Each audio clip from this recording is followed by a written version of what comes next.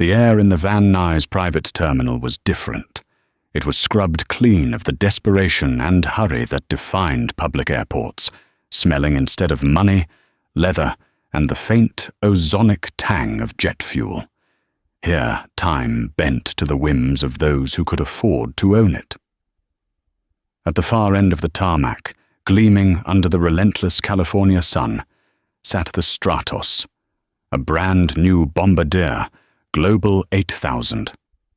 It was a spear of engineering, painted a deep obsidian that drank the light, its silver accent lines as sharp as a surgeon's scalpel.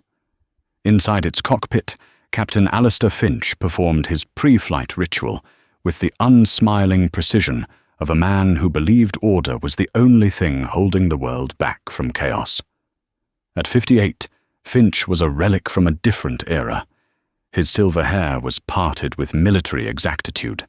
His jaw was a stubborn jut of granite, and his eyes, the color of a winter sky, missed nothing and forgave less.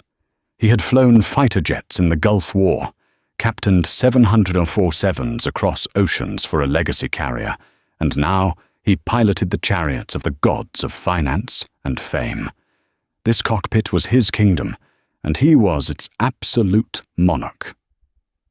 "Fuel load confirmed. Hydraulics green across the board," said his first officer, Leo Martinez. Leo was 30, a decade younger than the aircraft's advanced avionics suite, and he still carried the earnest, slightly nervous energy of a man who knew he was flying with a legend, albeit a notoriously difficult one. Finch grunted, his gaze fixed on the heat haze shimmering off the runway. "Good. Passenger is Candace Sterling, the senator's daughter. You know the drill with her, Leo. The Fiji water has to be exactly 50 degrees, the Wi-Fi can't drop for a nanosecond, and whatever you do, don't make eye contact unless she initiates. Her father is one of the company's biggest clients." "Understood, Captain," Leo said, making a note on his tablet. Finch's lip curled in a faint sneer. He despised this part of the job, the pandering, the coddling of overgrown children who'd never known a day of real work. But it was a necessary evil to maintain the sanctity of his domain. The Global 8000 was a $78 million masterpiece, a sanctuary of quiet luxury that sliced through the sky at nearly the speed of sound. It was not a bus. It was a privilege. His gaze drifted to the terminal gate. A sleek black Escalade was due any moment to deliver their precious cargo. Instead, a dusty, dented Toyota Prius, unmistakably a ride-share, pulled up 100 feet away, sputtering to a halt near a service vehicle. Finch frowned. The back door opened, and a young woman emerged. She was black, maybe in her late 20s, and looked as though she had been dressed by the wind. An oversized, pill-faded grey hoodie was pulled up over her hair, which escaped in unruly coils. Her leggings were worn thin at the knees, and her running shoes were scuffed and greyed with use. She carried no designer handbag, only a battered, heavy-duty Pelican case, the kind used for scientific equipment, and a simple canvas tote slung over her shoulder. She looked exhausted, her shoulders slumped, her eyes scanning the magnificent aircraft not with awe, but with a strange, critical appraisal. "Who in God's name is that?" Finch's voice was a low growl of irritation. Leo leaned forward, squinting. "Ground crew, maybe? A last-minute technician?" "She's walking towards the stairs," Finch snapped, "without a uniform, without an ID badge visible, and she looks like she just crawled out of a storm drain. This is unacceptable." Unbuckling his 5-point harness, Finch felt a familiar surge of righteous anger. This was his ship. He was the gatekeeper. He would not allow its pristine interior to be sullied by this. The sheer disorder of her presence was an insult. "Stay here," he commanded Leo. "I'll handle this. We're not running a homeless shelter." Finch strode from the cockpit, his polished black shoes silent on the plush carpeting. He marched through the galley, where a flight attendant named Maria was arranging a platter of artisanal cheeses. "Maria, were you expecting a service technician?" he barked. Maria looked up, startled. "No, Captain. The manifest just lists Miss Sterling and her assistant." "Exactly." He pushed past her into the main cabin. The interior was a symphony of cream leather, polished mahogany, and brushed platinum fixtures. It smelled of opulence. And there, sitting in the primary cabin seat, the forward-facing throne seat always reserved for the principal client, was the woman in the hoodie. She had placed her pelican case carefully on the floor and was looking out the window, her brow furrowed in concentration as she studied the unique curvature of the Global 8000's winglet. She seemed utterly oblivious to the sacrilege she was committing. Finch felt a vein begin to throb in his temple. He cleared his throat, a sound like gravel being crushed under a boot. "Excuse me." The woman turned. Her eyes were deep brown, startlingly intelligent, and held a weariness that went far beyond physical fatigue. There was a faint smudge of what looked like solder flux on her cheek. "You're in the wrong place," Finch stated, his voice dripping with condescension. He loomed over her, using his height and the crisp authority of his uniform to intimidate. "The service entrance is at the rear of the aircraft, and you are most certainly not permitted to sit on the upholstery." The woman blinked, a flicker of amusement in her tired eyes. "I'm not service crew, Captain. My name is Evelyn Reed. I'm on the manifest." Finch let out a short, incredulous laugh. "The manifest? Ma'am, the manifest for this flight is for Candace Sterling, daughter of Senator Sterling. It does not list—" He waved a dismissive hand at her entire person. "Stragglers." "I was a late addition," Evelyn said, her voice quiet but firm. "There should be an update on your flight management system. My authorization code is ER9. "I don't need to check a code to know that you don't belong in this seat, on this aircraft," Finch sneered. "This is a private charter, not a Greyhound bus. You are trespassing. Now, I suggest you take your things and disembark before I have airport security escort you out." Evelyn's posture shifted. She didn't shrink under his glare. Instead, she seemed to settle more deeply into the expensive leather, her hands resting on the armrests as if taking their measure. "I assure you, Captain, I'm not trespassing. I have an urgent meeting at the Pentagon. I need to be in D.C. by morning. And I need to maintain the security and integrity of this vessel," Finch shot back, his patience gone. "Get off my plane, now." The quiet softness in her eyes vanished, replaced by a glint of hardened steel that Finch, blinded by his own prejudice, completely failed to register. "I would strongly advise you to check your system, Captain Finch," she said, her eyes flicking to the embroidered name on his jacket, "before this becomes a career-defining moment for you." The challenge in her voice, the sheer audacity of it, pushed Finch over the edge.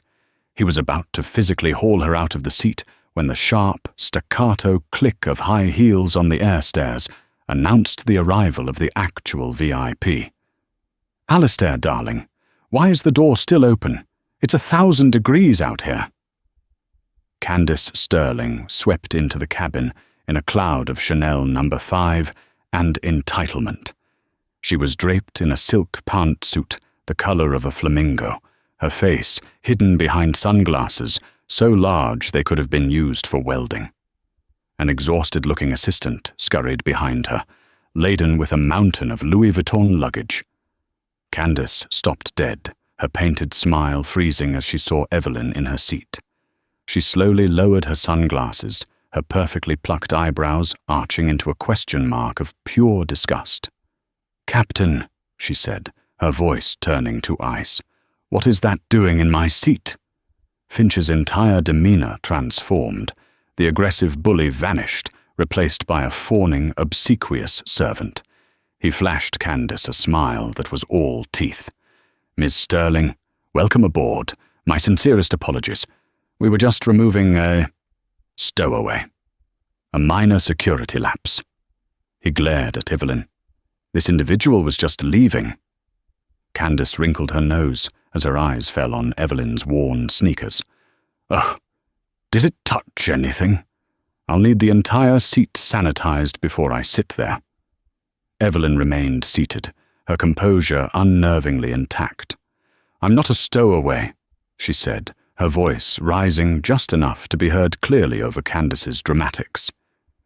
"My name is Evelyn Reed. I'm a passenger on this flight." Candace let out a peal of derisive laughter. "You? Flying on a Global 8000? Darling, did you win the lottery? Or are you the new help? I specifically told your company I didn't need a nanny for my Pomeranian on this trip." "No nanny," Evelyn said evenly. "Just me." Finch saw his window of opportunity. He couldn't afford to have Candace Sterling upset. He leaned down, his face close to Evelyn's, his voice a venomous whisper. "Listen to me. I don't know what little game you're playing, but it's over. Ms. Sterling charters this jet. You are ruining the experience for a valued client. Now move." Evelyn looked at him, her gaze unwavering. "Move where?" "Ideally, back to the bus station where you belong," Finch hissed. "But if you're going to persist in this fantasy, you can sit in the galley jump seat, behind the curtain, where you won't be an eyesore." The jump seat was a small, hard, fold-down seat intended for crew during takeoff and landing. For a passenger, it was the ultimate indignity, cramped, uncomfortable, and hidden away like a servant. Evelyn looked at the plush, 16-way adjustable leather seat she was in, then at the distant, unforgiving slab of plastic in the galley. She looked at Candace, who was now examining her manicure with theatrical boredom, and at Finch, whose face was flushed with the thrill of dominance. "You want me to sit with the luggage?" Evelyn asked, her voice flat. "It matches the outfit," Candace chirped, pulling out her phone to film a selfie for her Instagram story. "Captain, just handle it. I need champagne." Finch took a decisive step. He grabbed Evelyn's heavy Pelican case by the handle. "You heard the lady. Move, now. Or I call the FAA and report a disruptive passenger. Do you have any idea what that will do to your life? You'll be on a no-fly list before we even leave the ground." It was a gross abuse of his authority, a threat based on a complete fabrication. He was using the weight of the entire federal government to win an argument born of his own bigotry. Slowly, Evelyn stood up. She was taller than he'd expected, with a lean, athletic build beneath the baggy hoodie. She smoothed the front of the worn fabric, her expression unreadable. For a brief second, Finch saw a flicker of something in her eyes. Not fear, not anger, but a cold, analytical fury, like a scientist observing a failed experiment. "Fine," she said quietly. "I'll move." Finch smirked, a wave of triumphant relief washing over him. A wise decision. Evelyn picked up her canvas tote. She didn't spare a glance for Candace, who was already directing her assistant to wipe down the seat with an antibacterial cloth. She walked the length of the luxurious cabin, past the divan, past the four-person dining suite, and into the galley. Maria, the flight attendant, watched with wide, sympathetic eyes.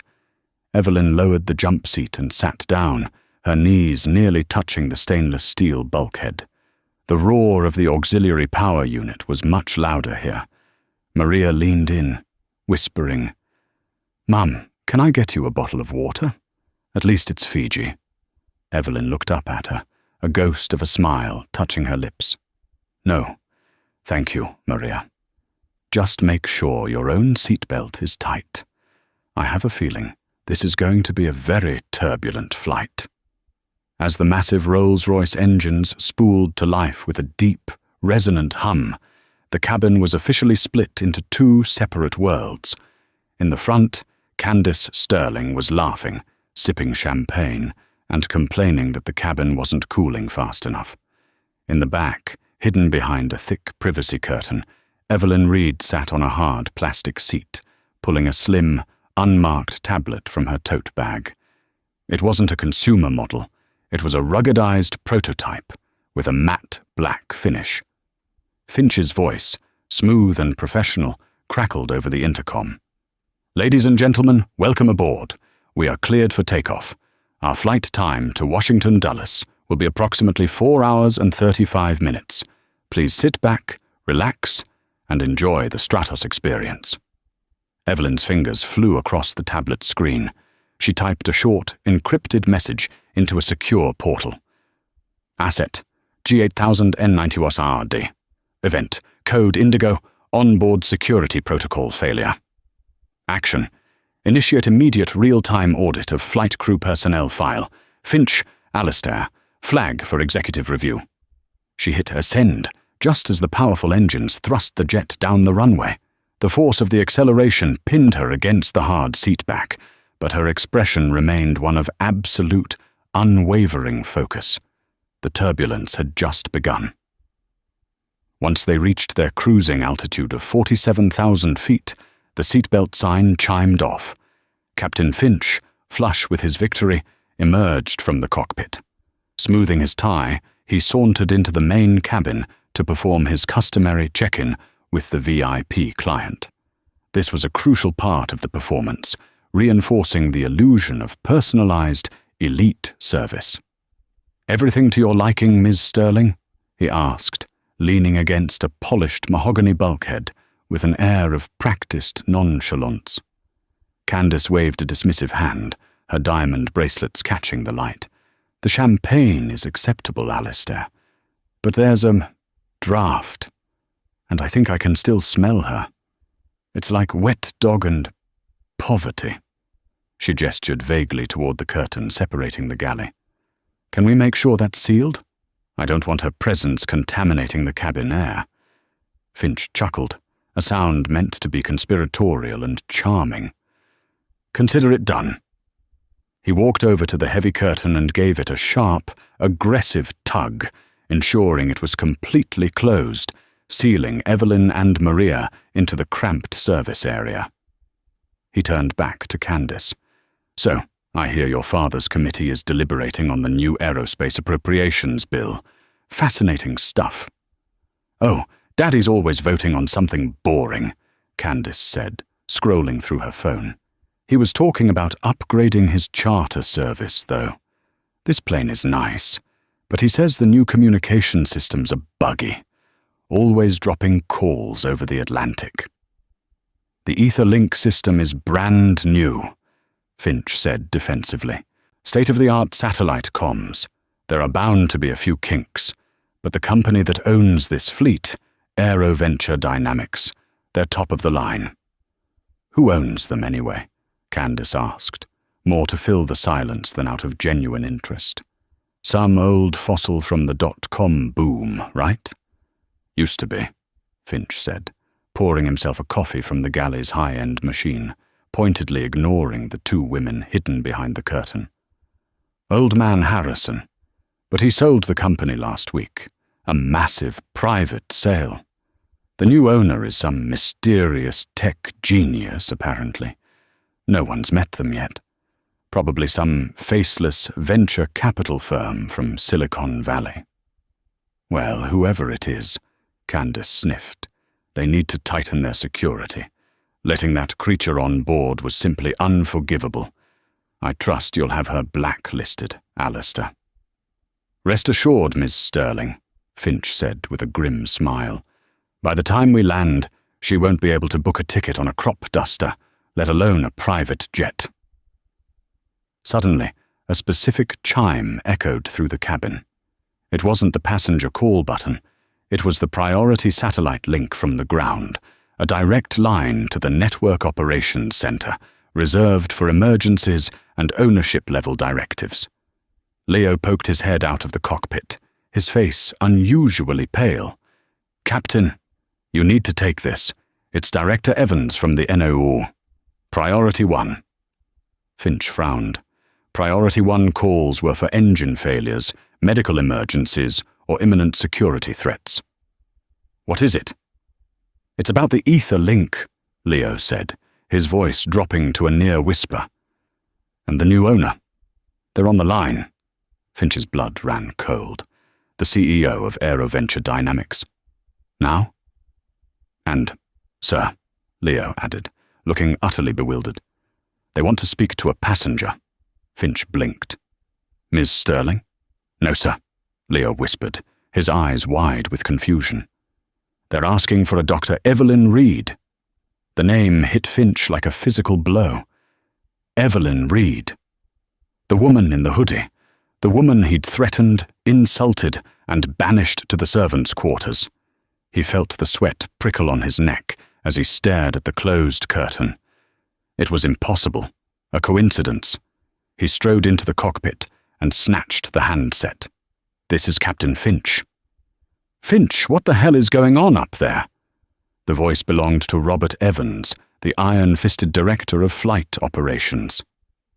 We've been getting a series of cascading error flags from your EtherLink system for the last 10 minutes.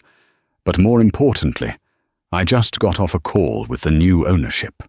They informed me that the principal engineer of the EtherLink project is on your flight, conducting a live diagnostic. Finch's stomach plummeted through the floor of the aircraft. Principal engineer? Yes, Finch, are you deaf? Evans barked. Dr. Evelyn Reed. She founded Reed Dynamics, the company that designed the entire system, the company that just acquired AeroVenture in a $9 billion deal. She's the new owner, you idiot.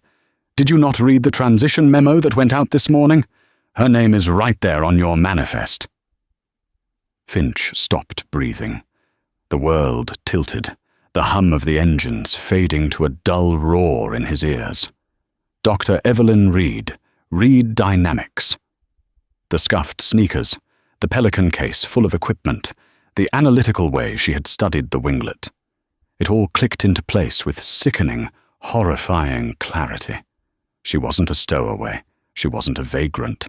She was the billionaire scientist who had just bought the company. She owned the plane. She owned the seat he was sitting in. She owned his entire career. Captain! Evans' voice crackled with fury. Dr. Reed's biometric sensor, which is linked to our system, indicated a period of extreme stress during boarding, followed by a code indigo alert sent from her personal device. The board is demanding to know what happened. Is Dr. Reed safe?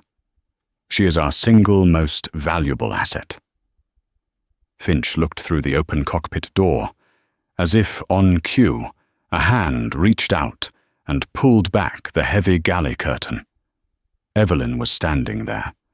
She had taken off the hoodie, revealing a simple black turtleneck underneath. She held her prototype tablet in one hand, its screen displaying a complex telemetry feed that Finch didn't even begin to comprehend. She looked directly at him, her dark eyes holding no malice, no triumph, only a calm, terrifyingly patient disappointment. She raised a single eyebrow, waiting. Finch lowered the handset, his hand shaking so badly he could barely hold it. "Leo," he rasped, his voice a dry croak. "Take the controls." "Where are you going, Captain?" Leo asked, his face a mask of confusion and dawning dread. "I have to go apologize," Finch whispered, feeling like a man walking to his own execution, "before she fires us all and designs a drone to fly this thing for her." Captain Alistair Finch stood in the narrow galley, the world-class insulation of the Global 8000 doing nothing to muffle the frantic pounding in his own chest. He felt as if the cabin had depressurized, the air thin and impossible to breathe. He looked at Dr. Evelyn Reed, who had returned to the hard plastic jump seat, her posture as poised and elegant as if she were seated on a throne. The tablet in her lap glowed with lines of code, scrolling past at an impossible speed. "Dr. Reed," Finch began, his voice cracking on her name. It was a sound of submission he hadn't made since his first day at the Air Force Academy. Evelyn didn't look up. Her fingers danced across the screen, inputting a series of commands. After a long, agonizing silence, she finally lifted her gaze. The weary softness was gone, replaced by the cool, dispassionate stare of a chief executive assessing a catastrophic failure in her supply chain.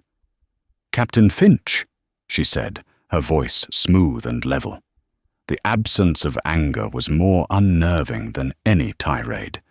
"You seem to have lost your color. Perhaps you should sit down." I just spoke with Director Evans," Finch stammered, fumbling for words. He clarified the recent changes in company ownership."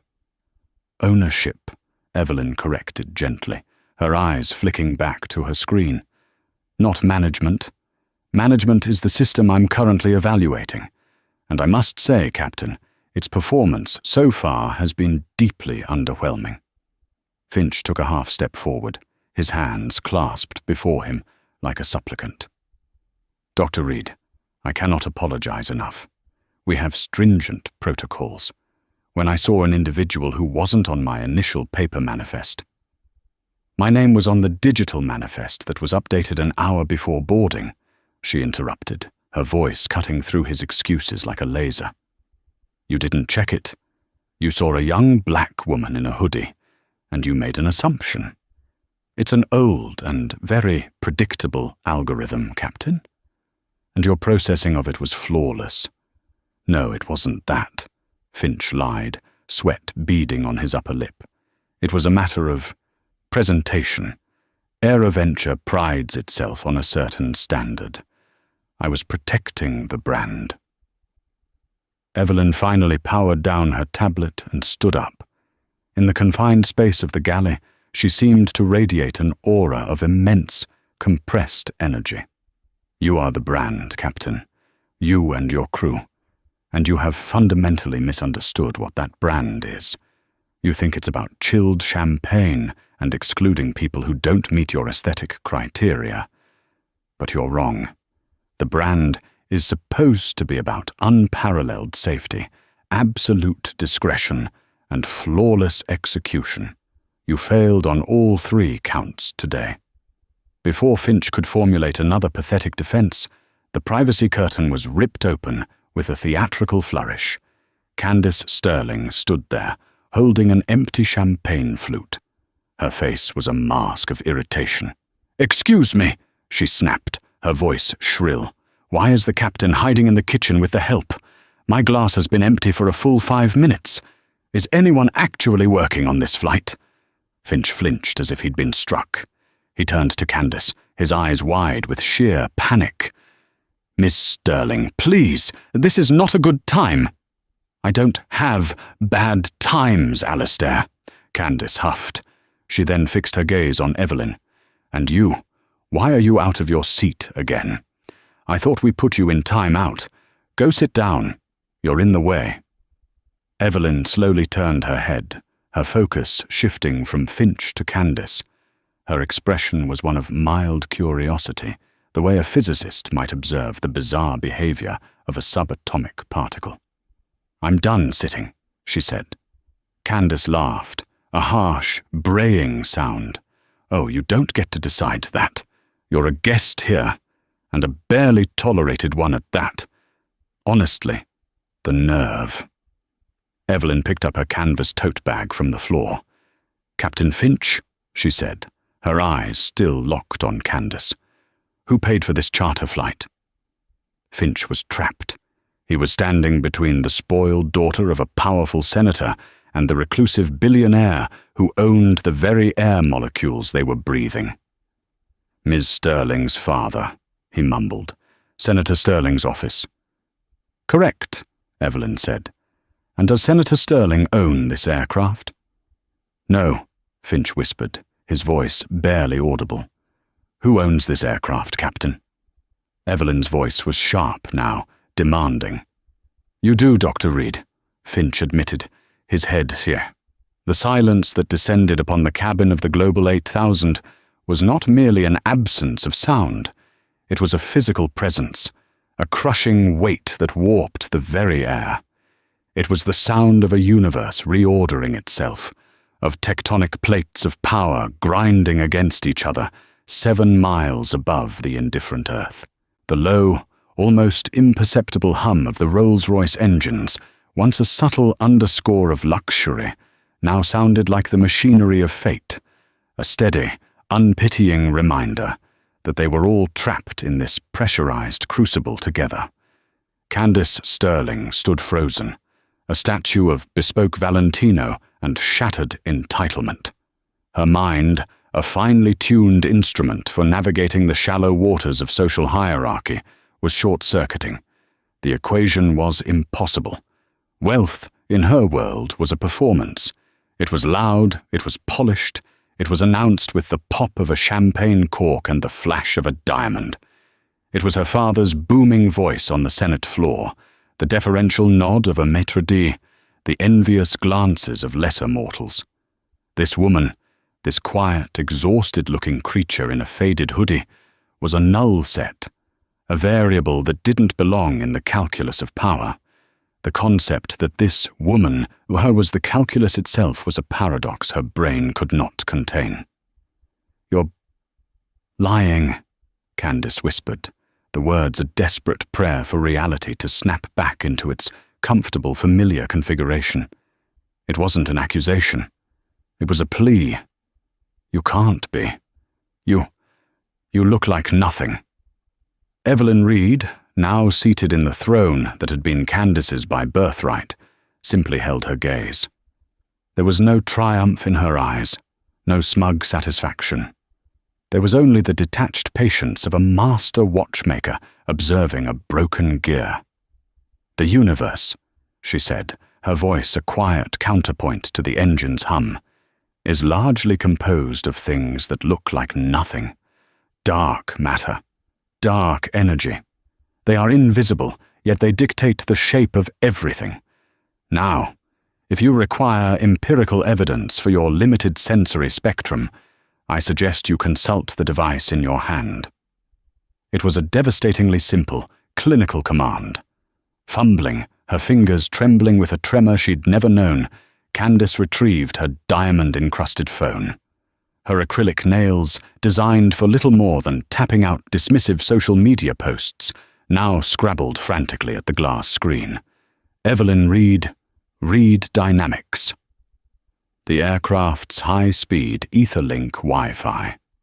Evelyn's. Wi-Fi, the very system she had architected, delivered the verdict in less than a second. The screen flooded with light and information, a digital tsunami of proof, headlines from Forbes, The Wall Street Journal, MIT Technology Review, The Quiet Titan, How Dr. Evelyn Reed Revolutionized Satellite Communications. Reed Dynamics acquires AeroVenture in blockbuster deal, becomes aerospace juggernaut. The Ghost of the Valley, the reclusive genius behind the Etherlink constellation, and below that, in stark, unforgiving numbers, net worth, estimated $9.4 billion. A photo topped the search results. It showed Evelyn on a stage, accepting the IEE Medal of Honor. She was in a sharp, tailored suit of midnight blue, her hair pulled back in a severe but elegant knot, her gaze direct, analytical, and utterly commanding. It was unmistakably the same woman, the same fiercely intelligent eyes, just packaged for a different context. The hoodie and leggings were not a disguise. They were a state of being, the comfortable functional uniform of a mind too preoccupied with orbital mechanics and quantum encryption to waste processing power on couture. The phone slipped from Candace's numb fingers and thudded onto the deep pile carpet. The scale of her miscalculation was astronomical, galactic. She hadn't just insulted a fellow passenger.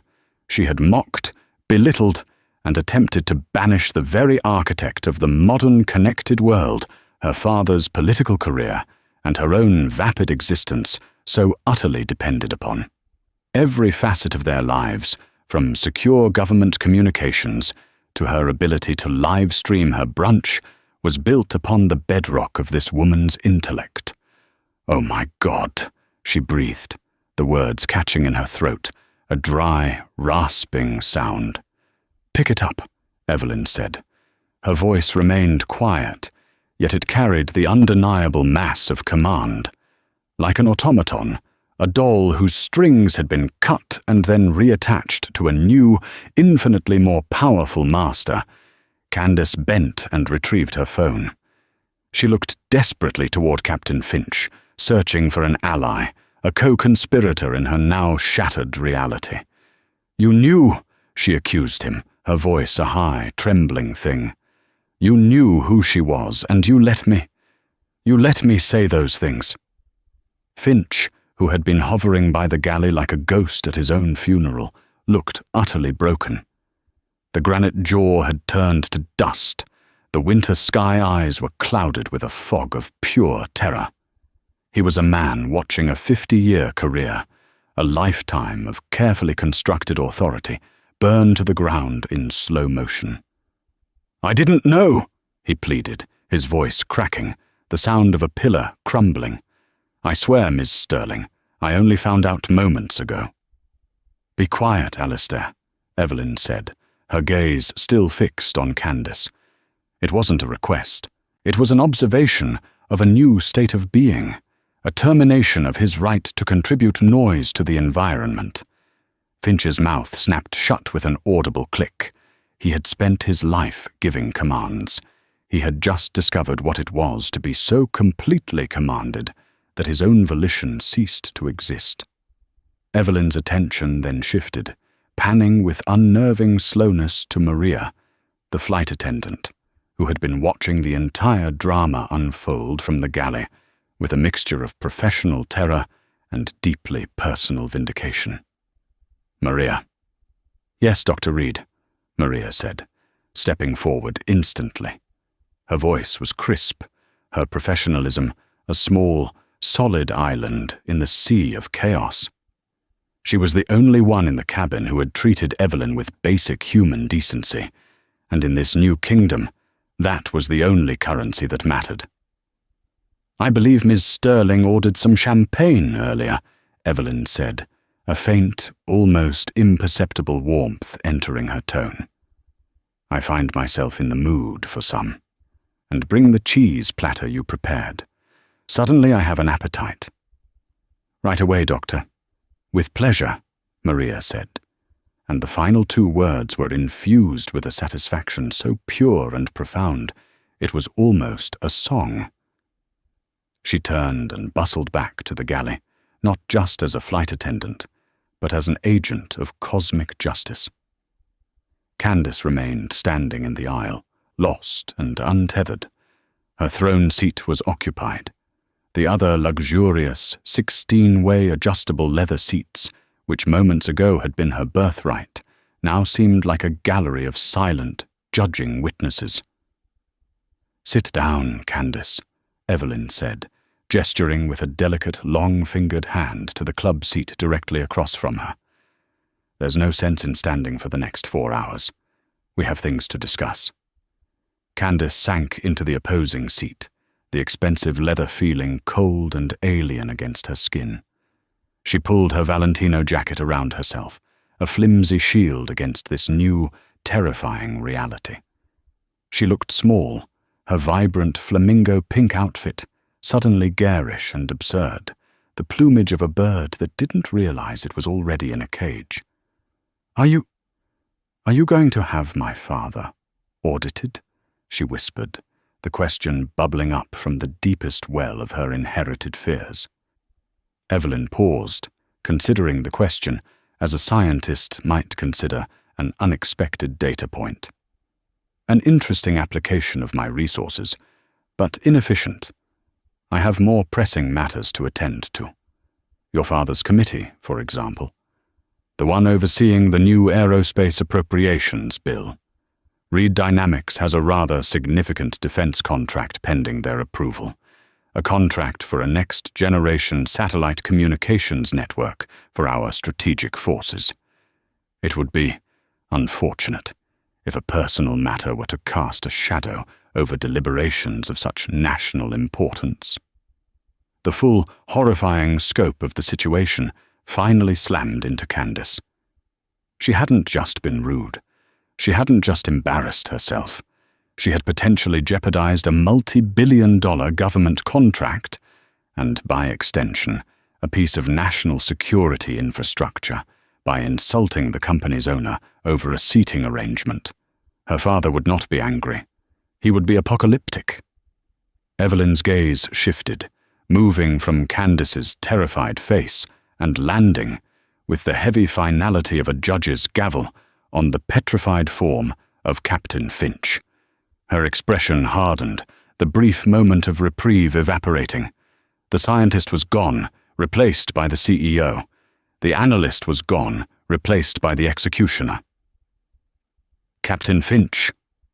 Alistair flinched as if he'd received an electric shock. He straightened his back by sheer instinct. A soldier called to attention before his firing squad. "Yes, Doctor."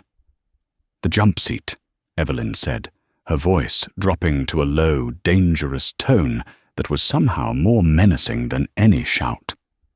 "You described it as being for the help. You seemed to believe it was a suitable place for a passenger you deemed an eyesore. It is a regulation crew seat, for takeoff and landing," he stammered, the words tasting like ash and regret. "I see," Evelyn said, her face a mask of cold contemplation. "As the new owner of this company, I am, of course, deeply concerned with FAA regulations, operational integrity, and crew fatigue. I have just witnessed a catastrophic failure in operational integrity, originating from the command seat. It seems prudent to conduct a real-time stress test on the alternative seating." She paused, letting the clinical, inhuman logic of her words sink in. "I need to understand the conditions my employees endure. I need to know how sitting in that seat for an extended period affects judgment, reflexes, and morale. Consider it a human factors study. You are the subject." Finch's eyes widened, the blood draining from his face as he understood the poetic, brutal, and inescapable justice that was about to be dispensed. This wasn't rage. This was science, and he was the lab rat. "First Officer Martinez is fully rated and current on the Global 8000, is he not?" Evelyn asked, the question a mere formality. She had already pulled Leo's entire file on her tablet. She knew he had 138 hours on type and a flawless record. "Yes, he is," Finch admitted, each word a surrender. "Excellent," Evelyn said. She pressed a button on her armrest, not the flight attendant call, but the direct intercom to the cockpit. The chime was sharp, authoritative. "Leo," she said, her voice now clear and calm through the speakers, bypassing Finch entirely. "This is Dr. Reed. You and I have not been formally introduced, but I own the aircraft. There has been a command change. You have the con. Captain Finch is being temporarily relieved of his duties to participate in an onboard human factors evaluation. Continue on course to Dulles. Acknowledge." There was a half-second of stunned silence from the cockpit. Then Leo's voice, steady and professional, came back. "Acknowledged, Dr. Reed. I have the con." A new chain of command had been forged in an instant. Evelyn released the button and turned her gaze back to the now obsolete captain. "You heard the first officer. He is competent. He is in control. Your presence in the cockpit is no longer required. I want you to go sit in the jump seat, Captain. I want you to sit there, facing the bulkhead, for the remainder of this flight to Washington. I want you to think about the digital manifest you didn't read. I want you to think about the difference between order and prejudice. And I want you to consider, in excruciating detail, the cost of a single, lazy assumption. And if you so much as stand up before I give you permission, I will not just have you fired. I will personally call the chairman of the FAA a man I play chess with on Tuesdays, and report that you abandoned your post mid-flight due to a sudden and severe cognitive lapse. You will never command so much as a paper airplane again. Your career will be a footnote before the wheels touch the ground. Am I understood?" The captain, who had lorded over his cockpit kingdom like an absolute monarch, looked at the opulent cabin, a paradise he had just been exiled from. He looked at the woman who had so effortlessly and clinically dismantled his entire world. He looked at the flight attendant, now arranging a plate of gourmet cheese for her new boss, and at the entitled passenger, who now refused to meet his eye, having already cast him aside as a liability. He was no longer a king. He was no longer a captain. He was an object lesson. "Go!" Evelyn commanded, her voice soft as silk, hard as diamonds. Alistair Finch turned. He walked the length of the cabin, a journey of a mere 30 feet that felt like 1,000 miles. Each step was a lifetime. The plush carpeting that had once felt like the ground of his kingdom now felt like the soft earth of his own grave. His proud, military posture was gone, replaced by the stoop of a man hollowed out from the inside. He entered the galley, the bright, cheerful space now feeling like a prison cell. He pulled down the hard, unforgiving plastic jump seat. He sat. The roar of the engine was deafening here. The cold air from the environmental vent blasted his face, chilling the sweat on his skin. He stared at the blank, stainless steel wall of the bulkhead, his own distorted, pathetic reflection staring back at him, the ghost of a man who used to be a captain. In the main cabin, Maria presented the cheese platter to Evelyn on a polished mahogany tray. Evelyn selected a piece of aged Gruyere, examined its crystallization for a moment, and then took a bite. She chewed thoughtfully, her eyes closing for a second, as if processing a complex flavor profile. She looked across the aisle at Candace, who was watching her with the terrified fascination of a mouse observing a hawk dissect its prey. "So, Candace," Evelyn said, her voice returning to a pleasant, almost academic tone. "You were concerned about my aesthetic. Tell me more. I'm in the process of redesigning this company's entire corporate culture from the ground up. It's a system, like any other, and systems require clean, efficient code. Prejudice, you see, is exceptionally inefficient code. It produces flawed outputs based on corrupt data. Your input, however biased, could be illustrative. Tell me, what does a $78 million aircraft feel like when you know you don't belong on it?" Candace Sterling opened her mouth, a desperate, fumbling apology ready to pour forth a lifetime of practiced excuses. But Evelyn wasn't looking at her anymore. She had already pulled out her tablet, her fingers flying across the screen. On it, a new encrypted message was being composed, addressed to her executive board. Subject: Corporate Culture Audit. Flight N91. Findings: critical failure in command-level personnel protocol. Prejudice algorithm detected. Immediate fleet-wide sensitivity and implicit bias training protocol to be designed and implemented. Action: promote FO.